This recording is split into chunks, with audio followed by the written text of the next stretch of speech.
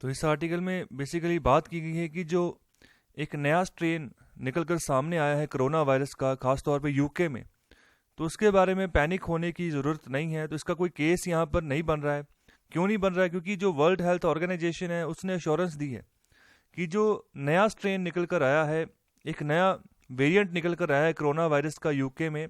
वो कोई नई बीमारी नहीं है। और यहाँ पर इसकी आइडेंटिफिकेशन कर लेना कि ये अभी फैल रहा है यूके में, तो ये जो यूके का हेल्थ सिस्टम है, जो उसकी एडिशनल कैपेसिटी है कि कैसे वो यहाँ पर ट्रैक कर रहा है ऐसे केसेस को, बीमारी को कैसे ट्रेस करके चल रहा है,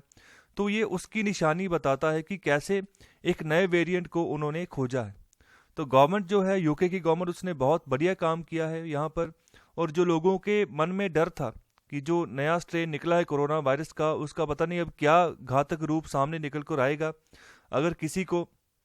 कोरोना वायरस हो गया, दोबारा से अगर कोरोना वायरस उसको हो रहा है, तो यहाँ पर डर की संभावना ज़्यादा हो जाती है। तो इसी यहाँ पर संभावना को कम कर रहे हैं यहाँ पर जो यूके के जो प्रशासन है, जो गवर्नमेंट है। तो यहाँ पर वायरस की बात कर रहे हैं तो ये हमेशा बदलता रहता है।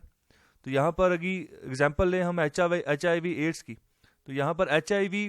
इसके रिगार्डिंग अभी तक कोई वैक्सीन डेवलप हो ही नहीं पाई, जिसकी वजह से एड्स की बीमारी होती है। तो एड्स की बीमारी होने से क्या होता है कि जो हमारा इम्यून सिस्टम है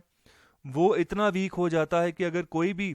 नॉर्मल बीमारी भी लगती है तो वो उसको ख़त्म कर देती है।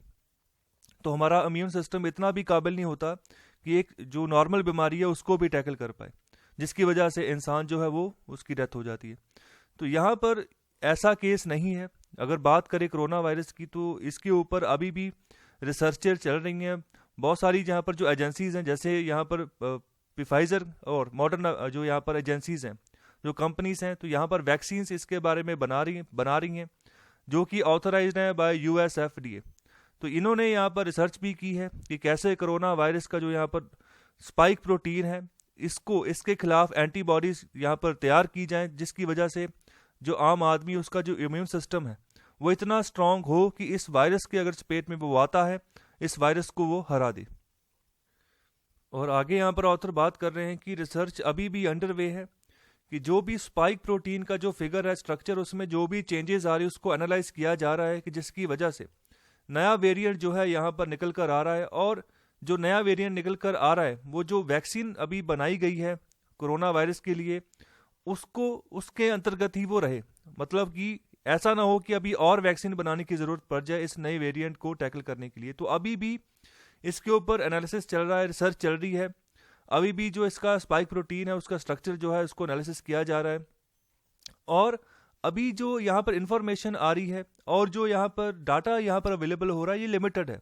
जिसकी वजह से अभी भी यहाँ पर वेट करनी चाहिए कि एक एविडेंस बेस्ड रिसर्च जो है आउटकम निकल कर आए, और जो डाटा जो है ना वो अवेलेबल हो, जिसकी वजह से एक सही जो रिसर्च जो है वो सामने आए, सही इन्फॉर्मेशन जो है वो लोगों तक पास आउट हो। तो यहाँ पर लोगों को यहाँ पर टेस्ट करना चाहिए और आइसोलेट भी करना चाहिए उनके जो कॉन्टैक्ट्स हों। अगर कोई कोरोना वायरस से यहाँ पर संक्रमित पाया जाता है, उसके जो कॉन्टैक्ट में यहाँ पर इंसान आए हैं उनको ट्रेस करें, यहाँ पर जो नया वेरिएंट है और आगे ना फैल जाए। तो इसके लिए जैसे हम अप्रोच बनाकर चल रहे थे कोरोना वायरस के लिए कि कॉन्टैक्ट ट्रेस करना, मतलब जिस भी कॉन्टैक्ट में इंसान आया है उसके सभी कॉन्टैक्ट्स को यहाँ पर सीज कर देना, आइसोलेट कर देना, उन्हीं के घर पे जहाँ पर भी वो वर्किंग प्लेस पे काम कर रहे हैं वहीं पर आइसोलेट कर देना। तो यहाँ पर जो European centre for disease prevention and control है, वो भी यहाँ पर एडवोकेट कर रहा है कि पब्लिक हेल्थ अथॉरिटीज़ और जो लेबोरेटरीज़ हैं वो यहाँ पर एनालिसिस करें, यहाँ पर एक सीक्वेंस बनाए वायरस का कि कैसे यहाँ पर नए केसेस को हम आइडेंटिफाई कर सकें और उसको फॉलो कर सकें उसी जो मैनर में जिस हिसाब से हमने यहाँ पर कोविड-19 के केसेस को यहाँ पर मैनेज किया था। और इसके अलावा हमें यहाँ पर सेफ्टी नॉर्म्स जो है यहाँ पर सरकार बताती है उसको फॉलो करने की ज़रूरत है। उसको तभी तक हमने यहाँ पर कभी ढिलाई नहीं बरत सकती जब तक अच्छे से वैक्सीन जो है वो सर्कुलेट नहीं हो जाती पूरे वर्ल्ड में। तो ये हमारी जिम्मेदारी है कि इसका कोरोना वायरस है, एक नया वायरस है, इसके बारे में अभी क्या आगे रूप लेगा इसके बारे में अभी पता नहीं है, लेकिन जो हमारे हाथ में है हम उसको यूज़ करें, हम अपनी सेफ्टी को अपने हाथ में लेकर चलें। अगर कोई भीड़ भाड़ वाला इलाका है तो वहाँ पर परहेज़ करें जाने में, अगर जाने की ज़रूरत है तो अपना फेस कवर ज़रूर करें। तो यहाँ पर पैनिक होने की कोई ज़रूरत नहीं है, सिर्फ जो आपके हाथ में जो आपकी सेफ्टी है उसको आप फॉलो करके चलो,